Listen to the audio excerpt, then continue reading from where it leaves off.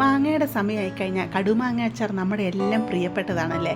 എന്നാൽ നല്ല പെർഫെക്റ്റ് ആയിട്ട് കടുമാങ്ങ അച്ചാർ നമുക്ക് ഉണ്ടാക്കിയെടുക്കാം. അതിനുവേണ്ടി കുറച്ച് മാങ്ങ ഇതുപോലെ അരിഞ്ഞെടുത്തിട്ടുണ്ട്, കുറച്ച് ഇഞ്ചിയും കുറച്ച് വെളുത്തുള്ളി ഇതുപോലെ എടുത്തിട്ടുണ്ട്. ഒരു ചീനച്ചട്ടിയിലോട്ട് കുറച്ച് നല്ലെണ്ണ ഇട്ട് കൊടുക്കുക. ആവശ്യത്തിന് കടുക് ഇട്ട് കൊടുത്ത് ഒരു വലിയ കഷ്ണം കായം കൂടെ അതിലോട്ട് ഇട്ട് കൊടുക്കുന്നുണ്ട്. ഇതിലോട്ട് വെളുത്തുള്ളി ഇഞ്ചി ഇട്ട് കൊടുക്കുക.